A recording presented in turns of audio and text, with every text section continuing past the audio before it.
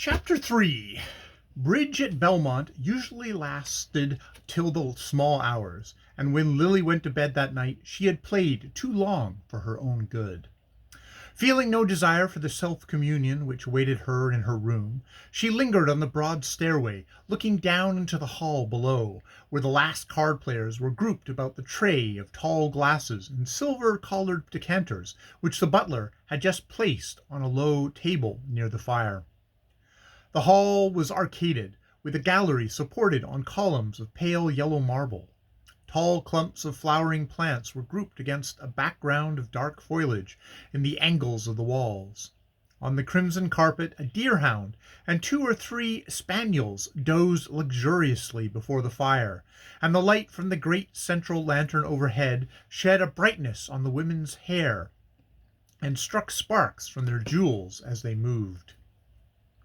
There were moments when such scenes delighted Lily, when they gratified her sense of beauty and her craving for the external finish of life. There were others when they gave a sharper edge to the meagerness of her own opportunities. This was one of the moments when the sense of contrast was uppermost, and she turned away impatiently as Mrs. George Dorset, glittering in serpentine spangles, drew Percy Gryce in her wake to a confidential nook beneath the gallery. It was not that Miss Bart was afraid of losing her newly acquired hold over Mr. Gryce. Mrs. Dorset might startle or dazzle him, but she had neither the skill nor the patience to effect his capture. She was too self-engrossed to penetrate the recesses of his shyness, and besides, why should she care to give herself the trouble? At the most it might amuse her to make sport of his simplicity for an evening. After that he would be merely a burden to her, and knowing this, she was far too experienced to encourage him.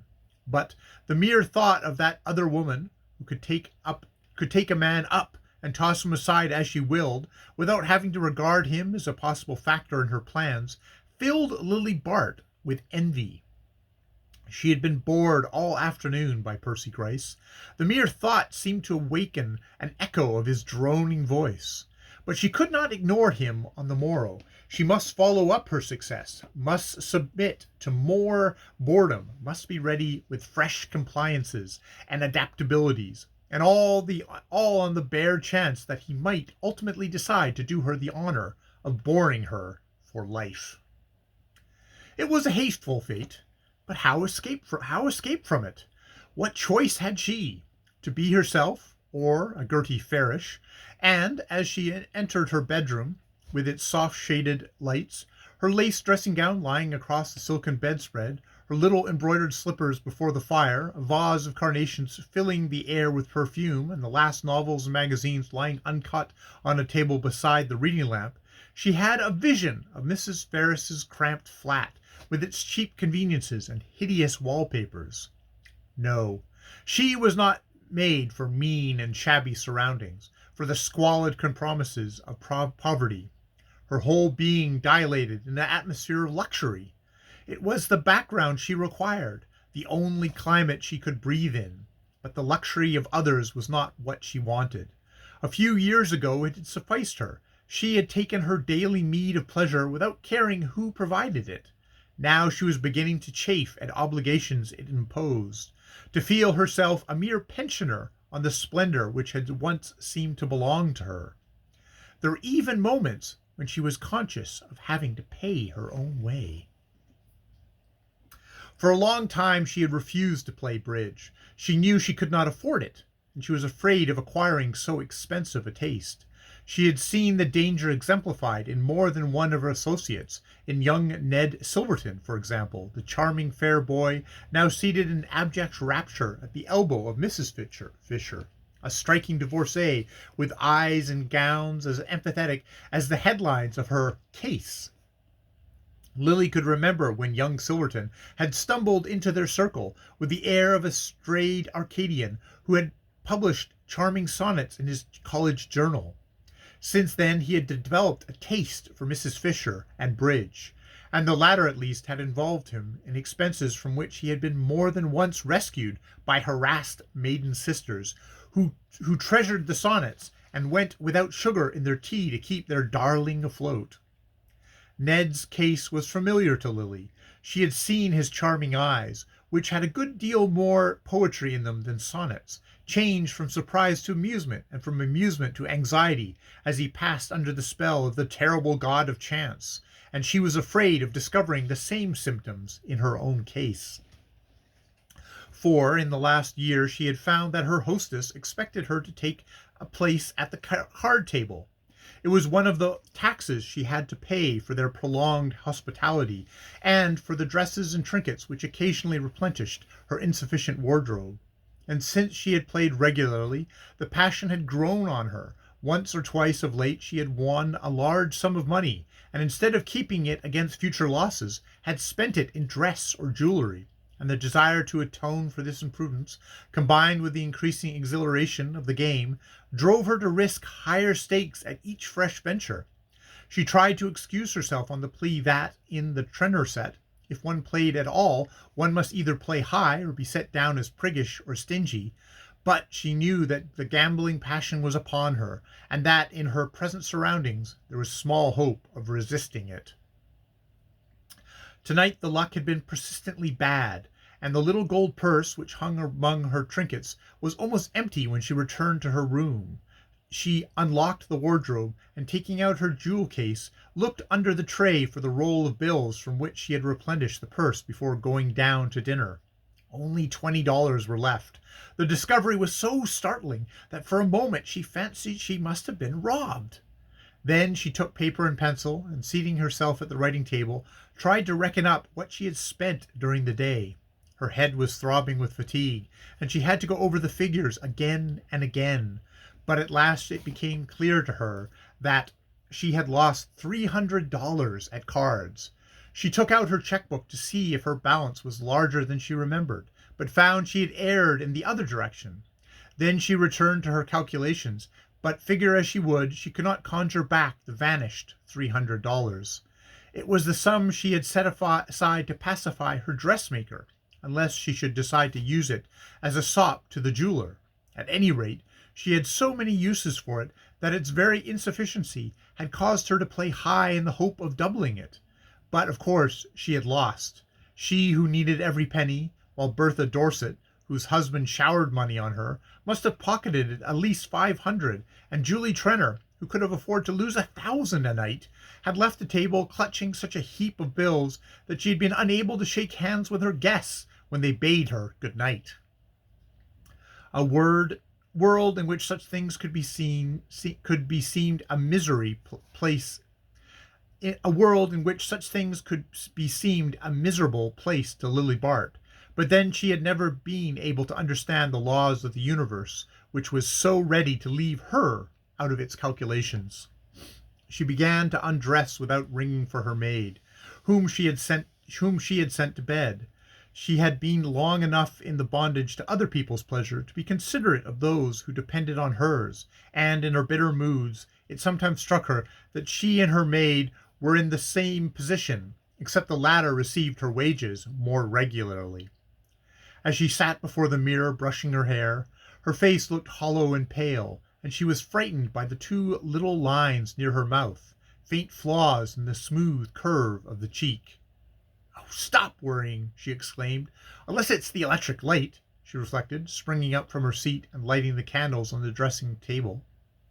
She turned out the wall lights and peered at herself between the candle flames. The white oval of her face swam out waveringly from a background of shadows, the uncertain light blurring it like a haze, but the two lines about the mouth remained. Lily rose and undressed in haste. "It is only because I am tired and have such odious things to think about," she kept repeating, and it seemed an added injustice that the petty cares should leave a trace on the beauty which was her only defense against them. But the odious things were there and remained with her. She returned wearily to the thought of Percy Gryce, as a wayfarer picks up a heavy load and toils on after a brief rest. She was almost sure she had landed him. A few days' work and she would win her reward, but the reward itself seemed unpalatable just then. She could get no zest from the thought of victory. It would be a rest from worry, no more, and how little that would have seemed to her a few years earlier. Her ambitions had shrunk gradually in the desiccating air of failure. But why had she failed? Was it her own fault, or that of destiny? She remembered how her mother, after they had lost their money, used to say to her with a kind of fierce vindictiveness, "But you'll get it all back. You'll get it all back with your face." The remembrance roused a whole train of association, and she lay in the darkness reconstructing the past out of which her present had grown. A house in which no one had ever dined at home unless there was company, a doorbell perpetually ringing, a hall table showered with square envelopes which were opened in haste, and oblong envelopes which were allowed to gather dust in the depths of a bronze jar, a series of French and English maids giving warning amidst a chaos of hurriedly ransacked wardrobes and dress closets, an equally changing dynasty of nurses and footmen, quarrels in the pantry, the kitchen and the drawing room, precipitate trips to Europe, and returns with gorged trunks, and days of interminable unpacking, semi-annual discussions as to where the summer should be spent, grey interludes of economy and brilliant reactions of expense.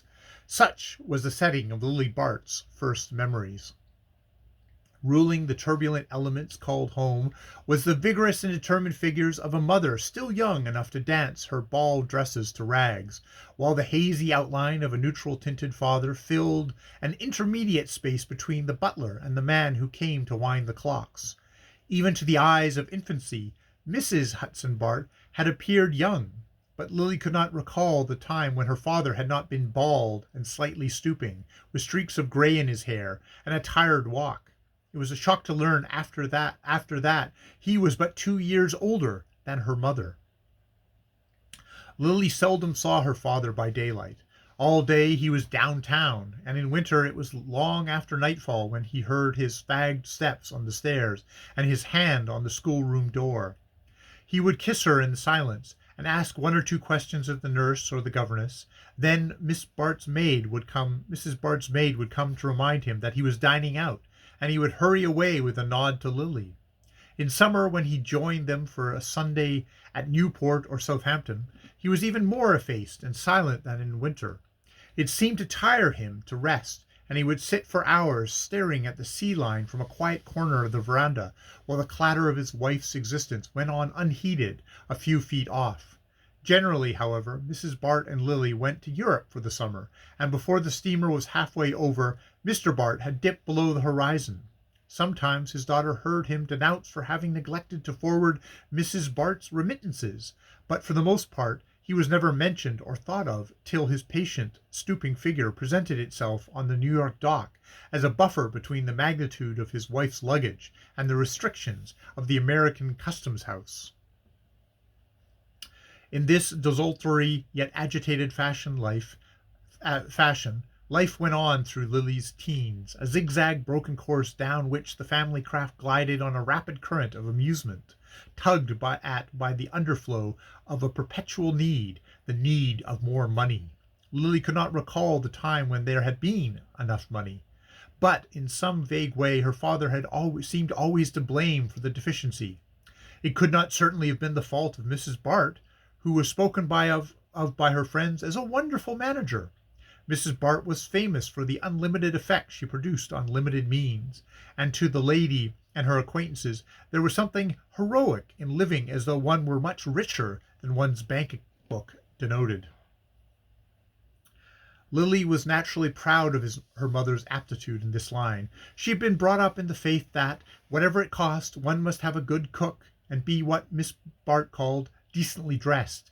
Mrs. Bart's worst reproach to her husband was to ask him if he expected her to live like a pig, and his reply in the negative was always regarded as a justification for cabling to Paris for an extra dress or two, and telephoning to the jeweler that he might, after all, send home the turquoise bracelet which Mrs. Bart had looked at in the morning.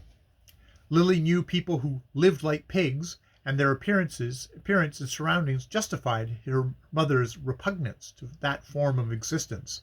They were mostly cousins who inhabited dingy houses with engravings from Cole's Voyage of Life on the drawing-room walls, and slatternly parlour-maids who said, "I'll go and see," to visitors, calling at an hour when all right-minded persons are conventionally, if not actually, out. The disgusting part of it was that many of these cousins were rich, so that Lily imbibed the idea that if people lived like pigs, it was from choice and through the lack of any proper standards of conduct. This gave her a sense of reflected superiority, and she did not need Mrs. Bart's comments on families' frumps and misers to foster her naturally lively taste for splendor. Lily was 19 when circumstances caused her to revise her view of the universe. The previous year she had made a dazzling debut, fringed by a heavy thunder cloud of bills.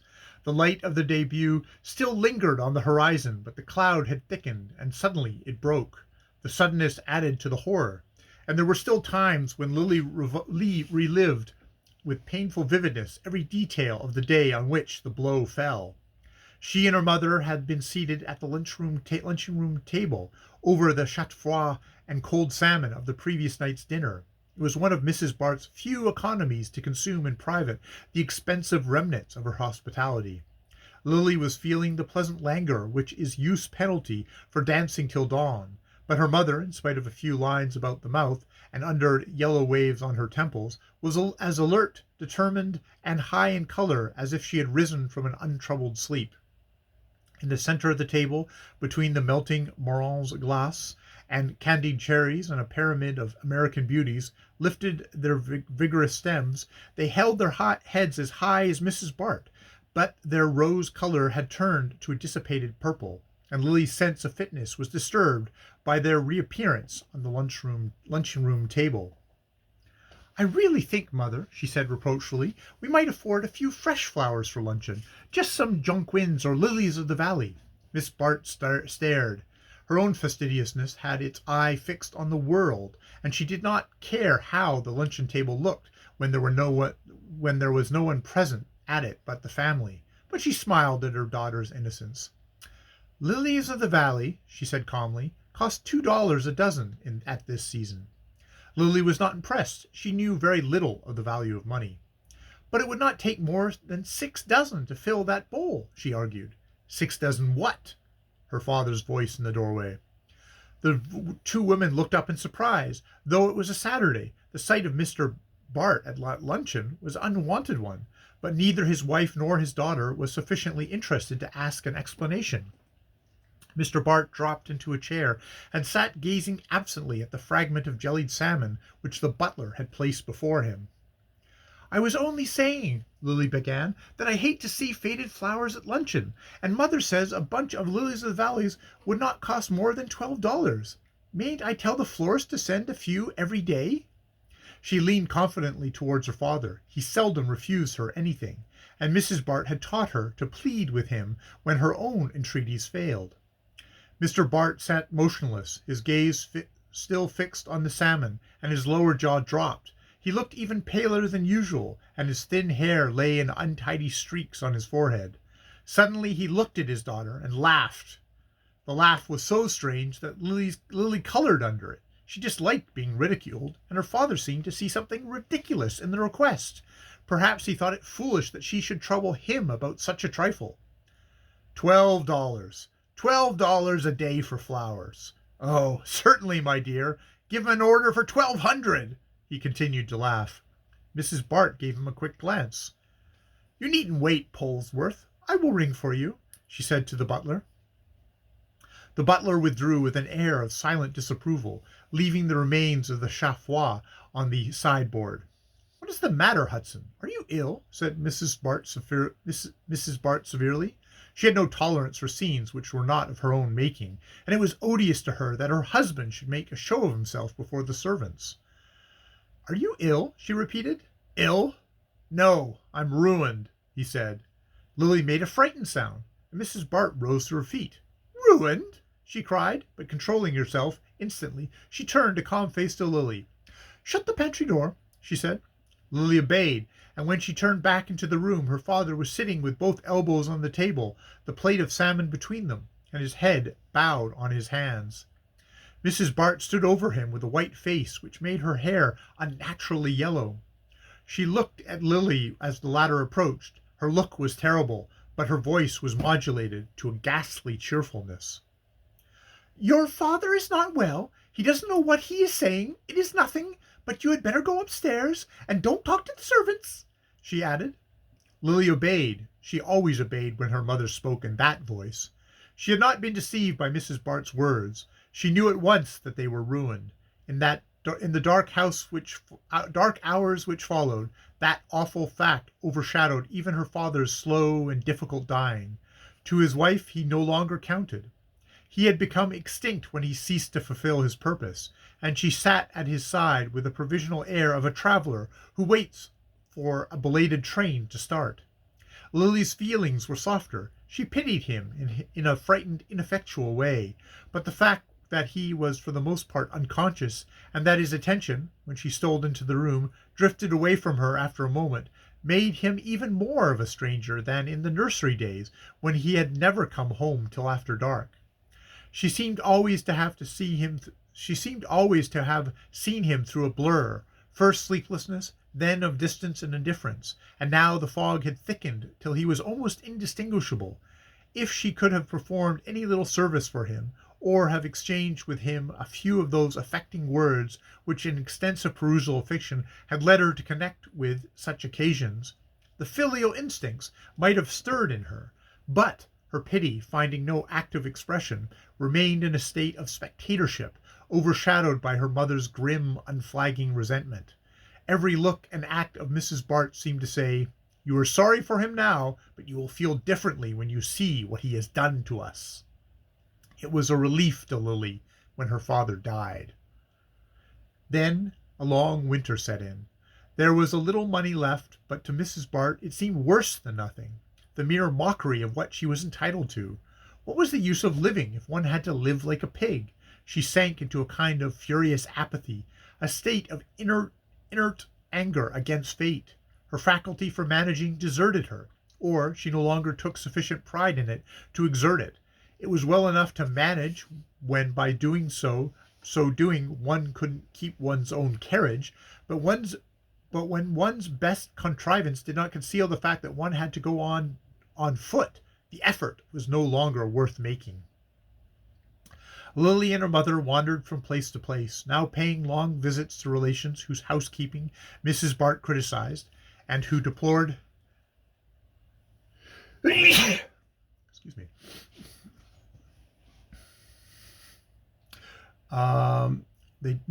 Lily and her mother wandered from place to place, now paying long visits to relations whose housekeeping Mrs. Bart criticized, and who deplored the fact that she let Lily breakfast in bed when the girl had no prospects before her, and now vegetating in cheap continental refuges, where Mrs. Bart held herself fiercely aloof from the frugal tea tables of her companions in misfortune.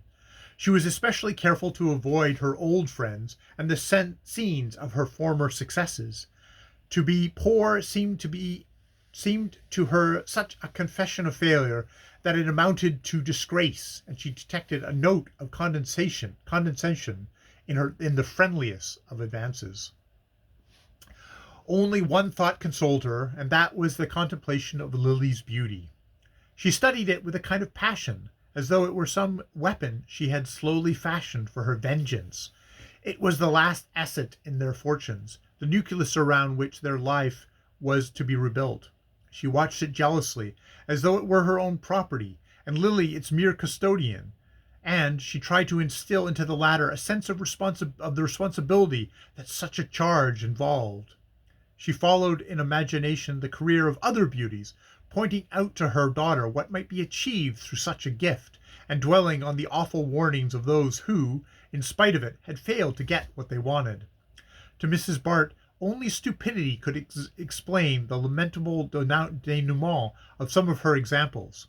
She was not above the inconsistency of charging fate rather than herself with her own misfortune, but she inveighed so acrimoniously against love matches that Lily would have fancied her own marriage had been of that nature, had not Mrs. Bart frequently assured her that she had been talked into it, by whom she never made clear. Lily was duly impressed by the magnitude of her opportunities. The dinginess of her present life threw into enchanting relief the existence to which she felt herself entitled. To a less illuminated intelligence, Miss Bartz's counsels might have been dangerous, but Lily understood that beauty is only the raw material of conquest, and that to convert it into success other arts are required. She knew that to betray any sense of superiority was a subtler form of the stupidity her mother denounced, and it did not take her long to learn that a beauty needs more tact than the possessor of an average set of features.